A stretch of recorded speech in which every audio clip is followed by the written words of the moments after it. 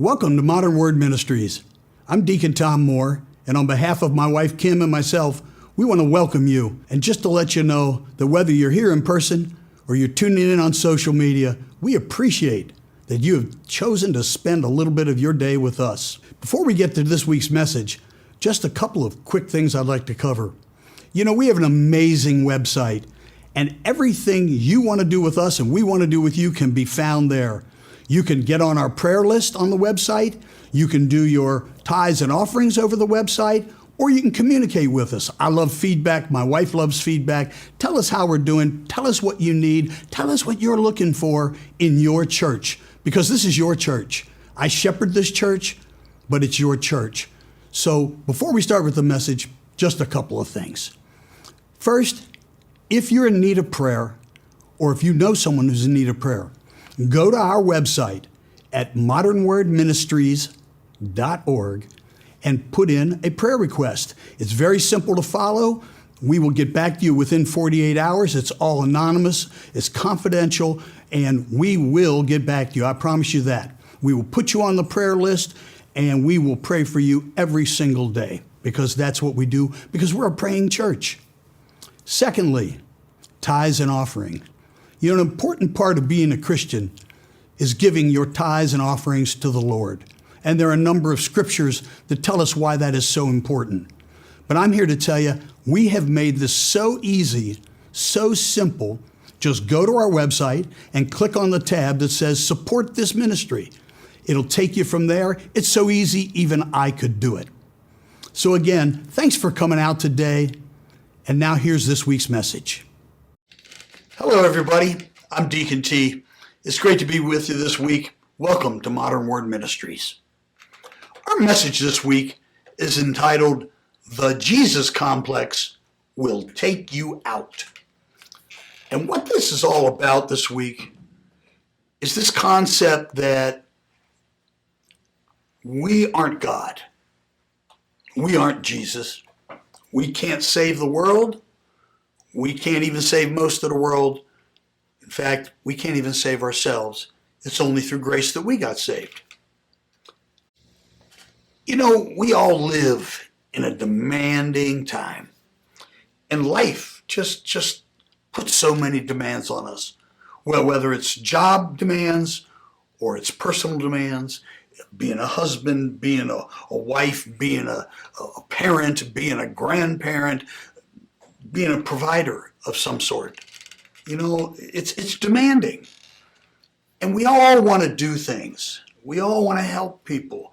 We all want to make a contribution. We all want to keep everybody happy and make everything all right. We want to be fixers. We want to be like Henry Kissinger, if you're old enough. We want to be the guy who went and brought peace to everything. You know, he brought North and South Vietnam together and all those things that Kissinger did. But in all seriousness, what this is about, what this message is about today, is about the importance of taking care of yourself, about the importance of your well-being, and about the imminent demise you will face if you try to act like God. That's why the title is, The Jesus Complex Will Take You Out. If you think you can heal all these people, I'm talking about just in your own family. If you think you can make them okay, if you can make them happy, if you can make them content, if you can make them smile, if you think you can do that for everybody, you're not going to last long, because only God can do those things. And when you think you can do them, it's going to take you out. You're going to be miserable. You're going to be exhausted. You're going to be wrung out. You're going to be down and out.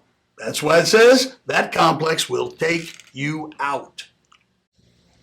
How many of us know that when you're a giver, you attract takers? How many people in here know that? Thank you very much. Now, this isn't a bad thing. It's just a thing. There's nothing better for a taker. And I don't want anybody to read into this word taker that it's a big, big negative. It's not. Some people are just in a situation in their life where they have great emotional, physical, financial, spiritual needs, where they have huge needs. Well, people like that, they're looking for givers. They're looking for somebody who can help out their physical, emotional, financial, spiritual issues. So as a giver, you're going to be attracting takers. Nothing wrong with that, as long as you understand the roles and understand that you cannot give to everyone. You know, in business, there's in financial world, in the accounting world, there's something called a balance sheet that every business has. And it's called a balance sheet because on this paper, your debts and your assets must balance out. You can't have an imbalance. If you have an imbalance, you have an unhealthy company. It's the same in our personal lives. We have to have balance in our life between how much we're giving and how much we're receiving back. You know, this can't be like a bank where we keep depositing, but we never get anything deposited in us. I can tell you, as a pastor, as a person who shepherds a church, as a person who gets up and does these messages, it is extremely draining to put these messages together and then get up and do them in front of you all, whether you're here in person or here looking in, to stay focused and to have energy and to have some passion around these messages. It takes a lot out of you. And if you're doing more than one service in a day, it really takes a lot out of you. If I never get fed back into, if I never get replenished, I'm going to end up being a terrible, terrible Deacon T. I'm just not going to be me. I'm going to be depleted. I'm going to be wrung out. I'm going to be done. I'm going to be taken out. We get refreshed when we get an opportunity to rejuvenate ourselves spiritually, physically, mentally. And how do we do that? By getting some alone time. And I have two scriptures today. And one is super short and the other is short. And they're about two people that are in the Bible who you may have heard of. One is about Jesus, you might have heard of him. And the other is about this guy named Paul. Used to be Saul, the guy that, got converted and then wrote like half of the New Testament. That guy. And I'm going to read these two scriptures and then come back to what we're talking about. And we're talking about here the importance of realizing you can't do it all. You are not the shell answer man. You've got to take some time for you.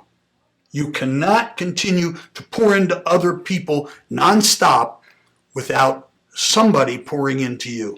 Even if it's yourself who takes time and sits down and pours into yourself by meditation and prayer and relaxation, whatever it is, but there's got to be something. You cannot constantly be the Energizer Bunny of giving while other people are the Energizer Bunny of taking. They will suck you dry, and you will allow them to do that. I don't fault them, I fault you and me. I fall into this category. So it's important that we listen. So in this first scripture, which is from Luke 5 and 16, it was talking about how Jesus went up on top of the mountain and to pray and to get away, is what it talks about. And this is what it says. I thought it was really, really interesting. And this is from the NIV version. And it says, "But Jesus often withdrew to lonely places and prayed." That was such an eye-opener to me. It doesn't read like that in the King James. And I'm usually in the King James. So I got this NIV out. Jesus often withdrew to lonely places and prayed. Why did he do that? He did it to get away from the demands of the people. People knew this guy could save them, heal them, cure them, restore them. They were nonstop on him. They literally pawed him to death almost. That's why Jesus knew he had to get away, to get with himself, to get with his thoughts, to get in prayer with God. Why, if Jesus, let's go and throw this out there, why, if Jesus needed time by himself, downtime, if you will, okay, time to chill, if Jesus needed it and he was God's son, why do you think you and I don't need it? Why do you think that you and I can keep going forever? If even Jesus needed some downtime, Jesus the man needed some downtime. I think we need to think about that real hard. The second scripture is about Paul. And it's from 2 Corinthians, 1st chapter, 8th verse. And in this scripture I'm about to read you, the people in Corinth had been writing to Paul and sending him stories about how Corinth was running crazy and run amok, and they needed him to come out, and they needed him to come preach, and they needed him to come straighten people out. They needed Paul to get over there. But Paul was exhausted. Paul was so busy. Again, he wrote half the New Testament, and he preached all the time, and he did miracles, and he saved people. This guy was run ragged. And in 2 Corinthians 1 and 8, he's writing back to them. And this is what he says. This is also from the NIV. Paul says, "We do not want you to be uninformed, brothers and sisters, about the troubles we are experiencing in the province of Asia." So he went to Asia, thought it would go down like it did in northern Africa, where people welcomed him, and that wasn't the case. He was not popular, and life was extremely, brutally hard for him when he was in Asia. "We were under great pressure, far beyond our ability to endure, so that we despaired of life itself. Indeed, we felt we had received the sentence of death. But this happened that we might not rely on ourselves, but on God who raises the dead." Okay, let's just think about this for a second. What did Paul just say?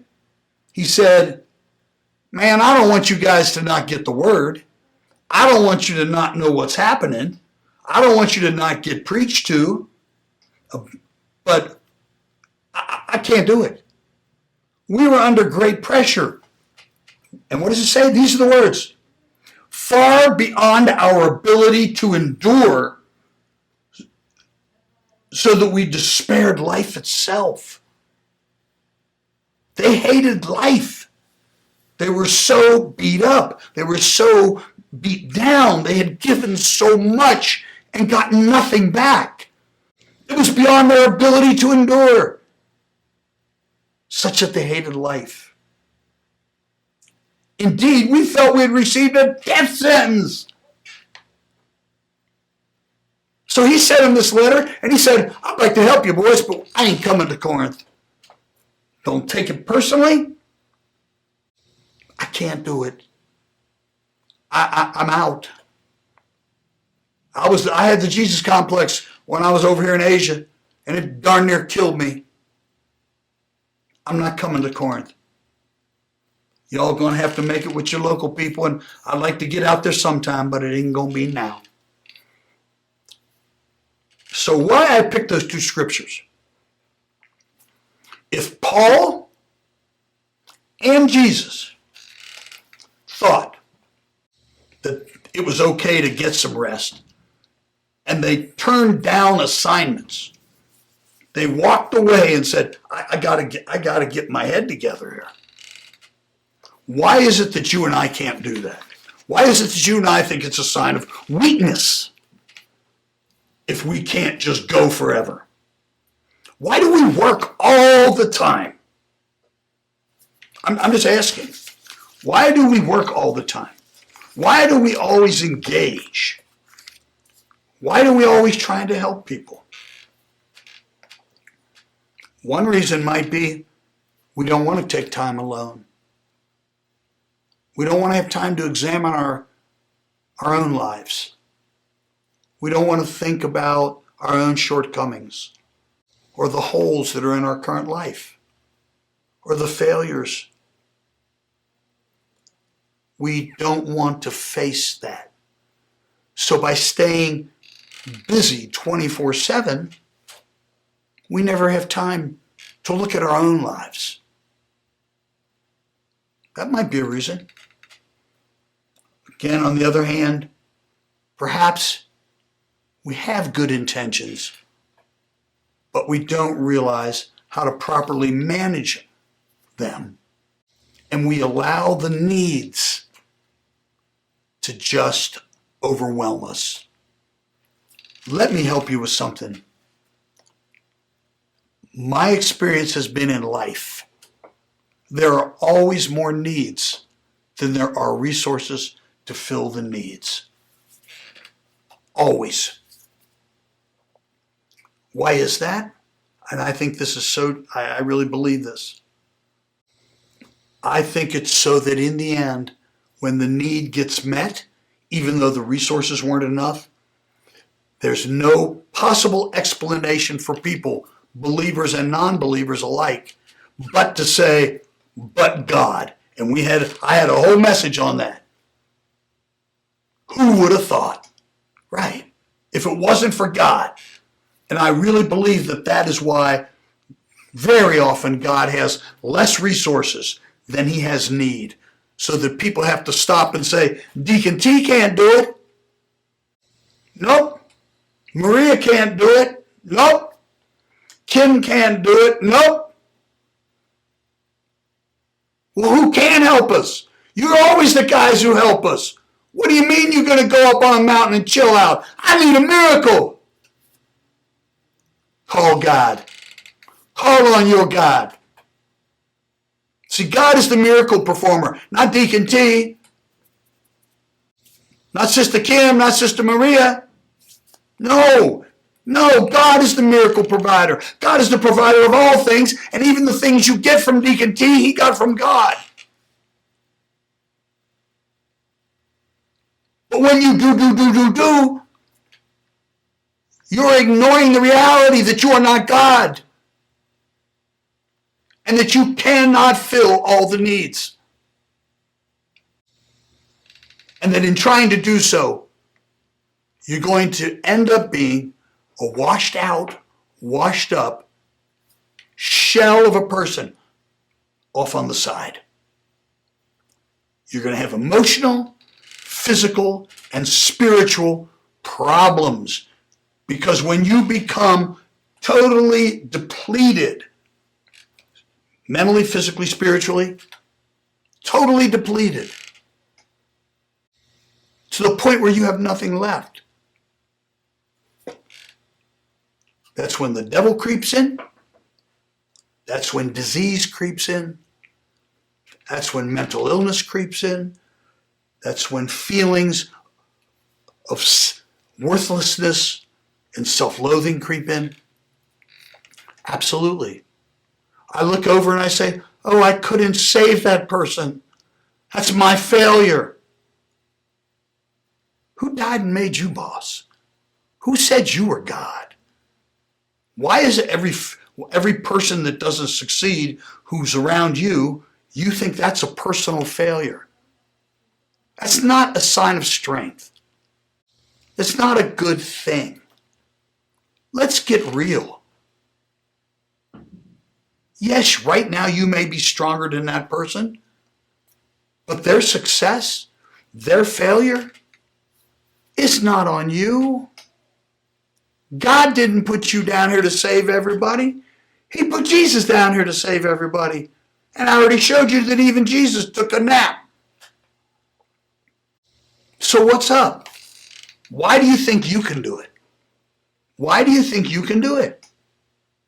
I don't have the answer. Why do you think you do it so much better than everybody else? Note to self, Deacon T. You need to delegate. Deacon T needs to delegate. Nope, they're not going to do it the same as you do it. No, they're not. And it might not even be as good. No, might not. Too bad for you. Too bad for me. You still need to turn it over to them and let them do it however it is it gets done, and it'll be okay. And maybe you help them at the end, show them ways it could be better the next time. But you don't just jump in and do everything, because you can't. You are not God. And you are killing yourself. And here's the real kicker. It's the real kicker, and it's the real kicker for Deacon T. And in trying to do everything, you end up not being able to do anything. Because you end up emotionally, physically, and spiritually empty. If I give you all of my money, I won't be able to pay my own rent. If I give you all of my emotional energy, I won't be able to support my family or myself who needs support. And if I pray for you 24 hours a day, 7 days a week, and never pray for myself, that's a problem. That's a problem. You see, when you live in a depleted state, it's nerve-wracking. And if you've never lived in a depleted state, you're a very fortunate, very blessed person. Have you ever lived when you didn't have any money? Ever? When like every day was like, where am I going to get the money? How's this going to happen? When am I going to make it happen? I've got these bills. I'm juggling these people. They're calling me to get paid. I don't have the money. What am I going to do? What am I going to do? What am I going to do? If you've ever been in that situation, I have. It is absolutely draining. It is absolutely draining. Draining. And here's what happened to me. Somebody suggested that I go into my closet and look for the Superman cape. And I said to this guy, I don't know what you're talking about. And he said, you need to go to your closet and bring out your Superman cape. And I said, well, I don't have a Superman cape. He said, right. Exactly. I said, what? Yeah, I'm slow. I'm like, huh, what? And he said, dude, you ain't Superman.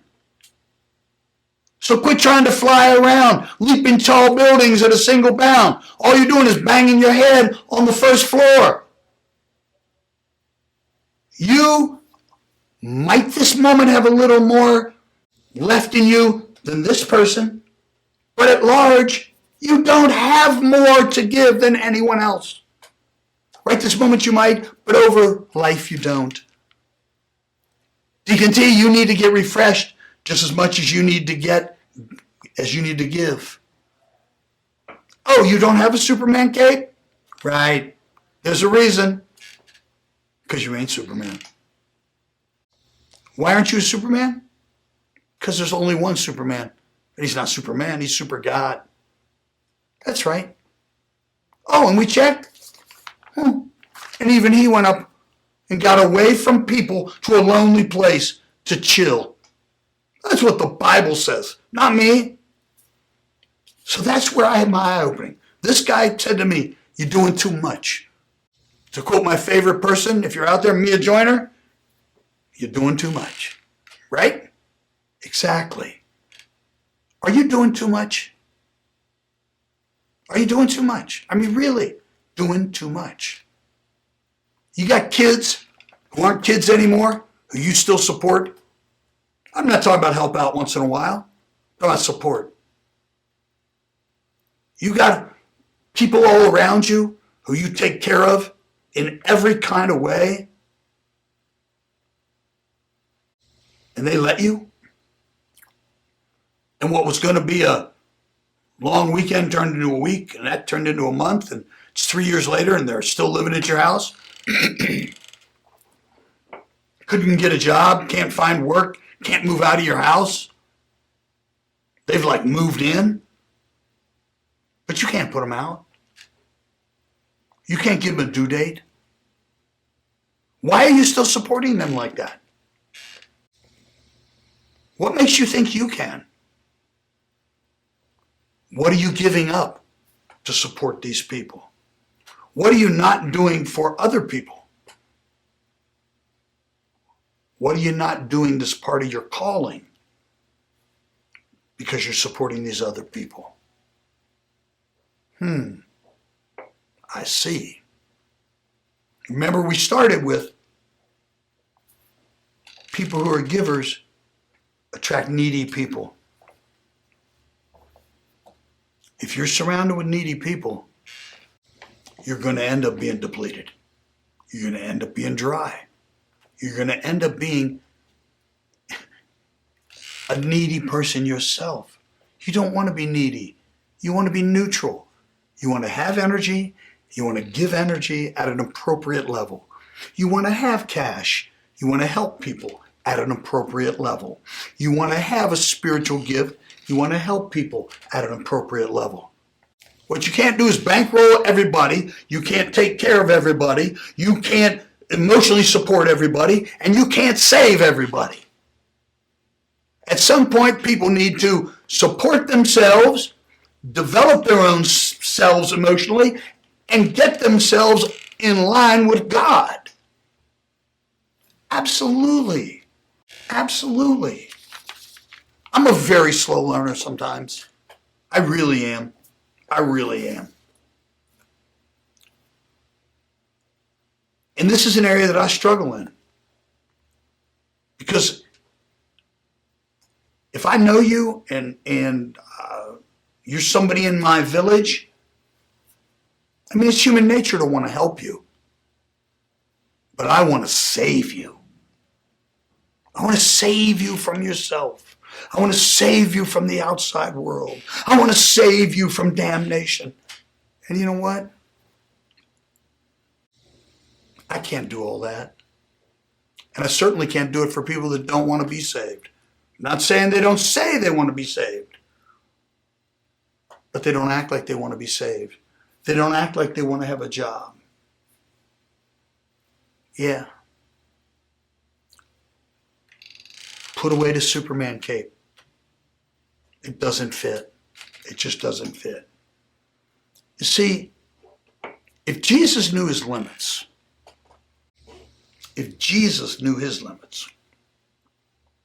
maybe there's a message there that we need to look at our limits. And by the way, we all have limits. So in putting this together for today, and thinking about all these things we've been talking about here for the last few minutes, the Jesus complex, how that's going to get you taken out, the fact that you're not Superman, the fact that you have limited, not unlimited resources, the fact that it's not your job to save everybody in every way. I'm going to give you a gift. I'm going to give you a gift. Now, this gift, this sort of goes against what I've been talking about for the last 20, 30 minutes here. But I'm going to give it to you anyway. I don't think I owe you this gift. But I believe I can afford to give it to you. And it's not going to leave me depleted. In fact, it's going to refresh me because I think it's going to help you so much to make you self-sufficient and self-standing that actually you're going to ask me for less help. And therefore, by giving you this gift, it really helps you help me. Are you ready? Okay. Here's the gift. If you have a pencil, I'd like you to write this down. If you have your phone, I'd like you to get it out, type it in your notes, scroll it, scribble it on the back of a piece of paper, something. Okay, you ready? This is what I want you to write down. N-O.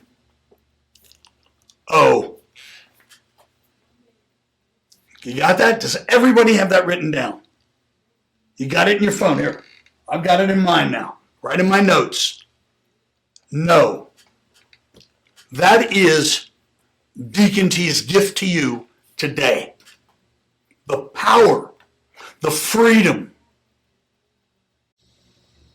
the refreshing gift of no. Could you come to Corinth and preach? No. Could you do some more miracles, Jesus? No. Deacon T, could I have $5 more? No. Could you come over and help me get out of every problem? No. Would you help me move my stuff? No. No. The gift of no.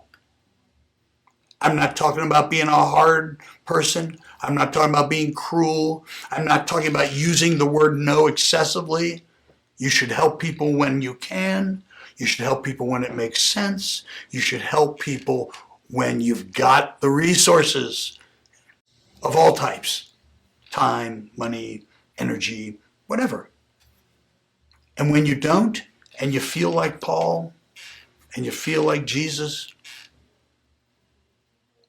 as Nancy Reagan used to say, just say no. Now, she meant drugs. I meant this other drug. This drug where you think you can save everybody. This drug where you think you can do everything to everybody and make everything okay.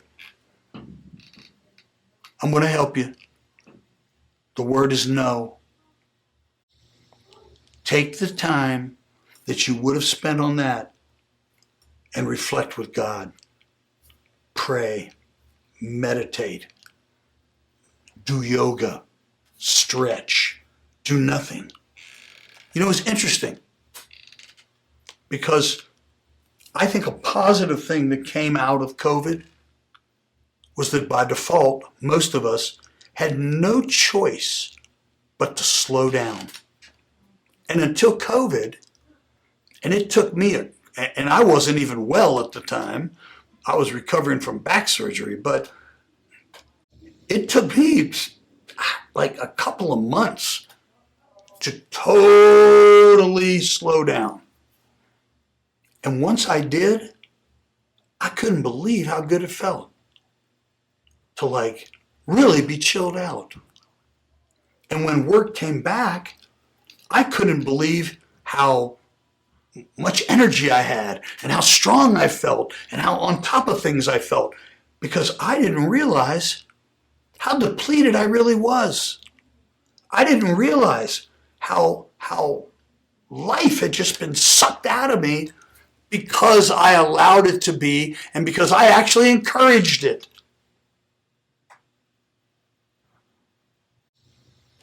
COVID made us slow down. It really did. It brought some things back in balance. Got me, I don't know about you, got me to thinking about, like, what am I doing with my life? I used that time. I really did. People say, what'd you do during COVID? Nothing, watch TV. That's not what I did. I did some of that too. But I also really thought about, where am I? Who am I? What about all these roles I have? How do I want to be? How do I want to be seen? I mean, for me, it was a time of a lot of reflection. And I'm just so thankful that I had the time. I'm so sad that people died and were sick and we all lost money and it was a horrible time. But there was a segment of good that came out of it. And it helped me mentally, physically, and emotionally, to get back in balance. You know, under that concept of you doing too much, all of us are different. And I'm going to close with this. All of us are different.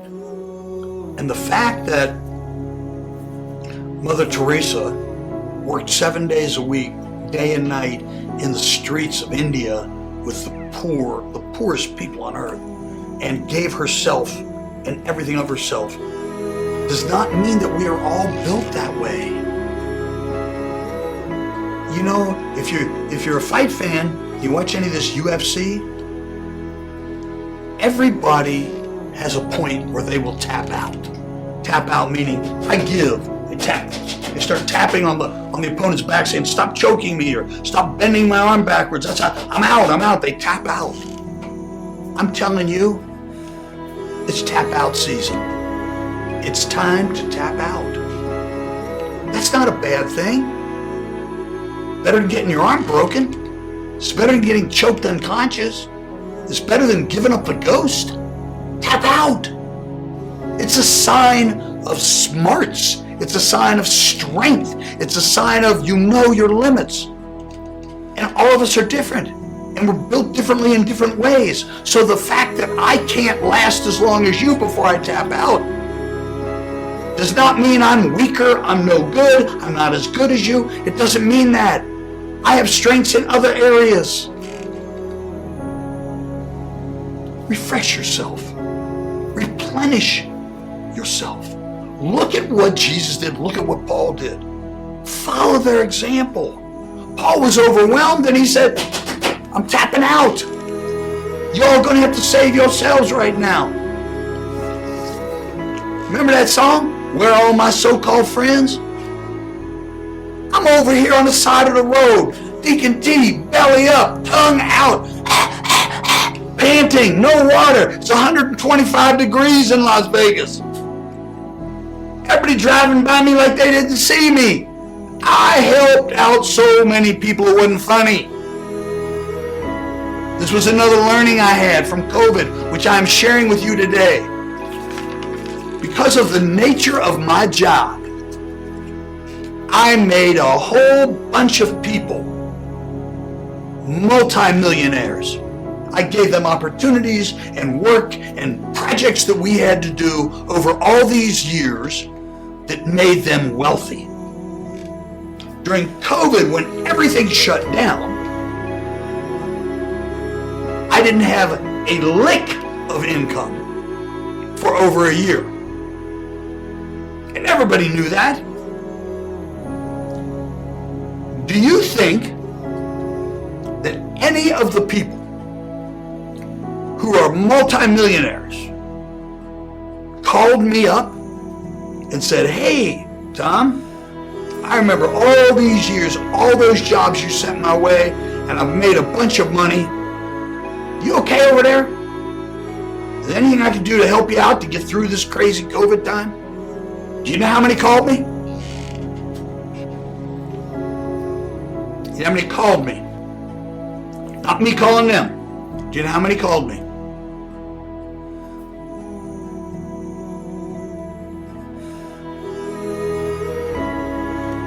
Zero.